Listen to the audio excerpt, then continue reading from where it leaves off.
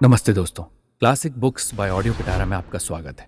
बेहतरीन audio book सुनने के लिए हमारा चैनल सब्सक्राइब करें और बेल आइकन दबाना ना भूलें ताकि आपको हर अपडेट मिलता रहे। ऑडियो पिटारा सुनना जरूरी है। पंचतंत्र। नमस्कार, मेरा नाम है ऋचा और आप सुन रहे हैं ऑडियो पिटारा और मैं लेके आई हूँ विष्णु शर्मा की लिखी संपूर्ण पंचतंत्र की कहानियां। इस कहानी का नाम है टिटिब और अहंकारी समुद्र। कहीं समुद्र के एक प्रदेश में टिटिब यानी टिटहरी का जोड़ा पति पत्नी रहते थे। कुछ समय बीतने पर ऋतु समय में मादा टिटहरी ने गर्भ धारण किया। प्रसव का समय पास आने पर मादा टिटहरी अपने स्वामी से बोली, स्वामी, मेरे प्रसव का समय निकट है, इसलिए कोई शांत जगह खोजो जिससे मैं वहां अंडे दे सकूं। नर टिटहरी बोला, भद्रे, ये समुद्र तट बहुत सुंदर स्थान है, तुम यहीं बच्चे उत्पन्न करो। वो बोली, पूर्णिमा के दिन यहाँ समुद्र में ज्वार आता है, वो और तो क्या मतवाले हाथियों को भी खींच ले जाता है, इसलिए कहीं दूर कोई और स्थान खोजो।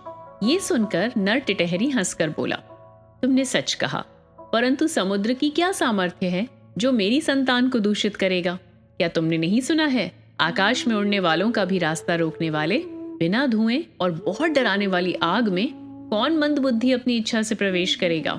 मतवाले हाथियों के गंडल स्थल यानी कनपट्टी को अलग करने की मेहनत करके सोते हुए काल के समान भयानक सिंह को यमलोक देखने की इच्छा रखने वाला कौन मनुष्य जगाएगा?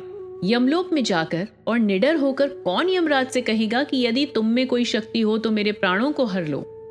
बर्फीली और शरीर को जमा देने वाली सुबह की हवा चलते समय गुण दोष को जानने वाला कौन पुरुष उस ठंड को जल से दूर करने की हिम्मत करेगा? इस कारण तुम निडर होकर यही बच्चे उत्पन्न करो। कहा भी है, पराभव के डर से जो मनुष्य अपना स्थान त्यागता है, यदि माता उसके होने से पुत्रवती है तो बांझ किसे कहा जाएगा? आकाश गिरने के डर से टिटहरी पक्षी आकाश की ओर पैर करके सोता है। अपने मन से कल्पित गर्व किसमें नहीं होता? इसलिए मैं कौतूहलवश इसकी ताकत देखूंगा। देखें मेरे द्वारा अंडे हरण करने पर यह क्या करता है। ऐसा सोचकर वो स्थित हो गया। अंडे रखने के बाद एक दिन खाने के लिए गई हुई टिटहरी के अंडों को समुद्र ने ज्वार में बहाकर हर लिया।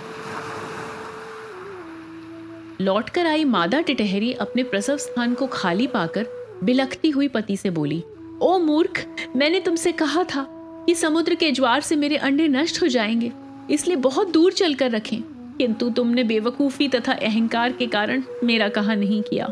सच ही कहा है, जो हित चिंतक अच्छे दिल वालों की बात नहीं मानता है वो दुर्बुद्धि से गिरे उस कछुए की तरह नष्ट हो जाता है। टिटहरी ने कहा, ये कैसे?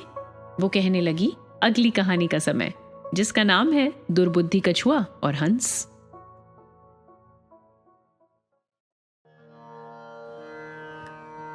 पंचतंत्र।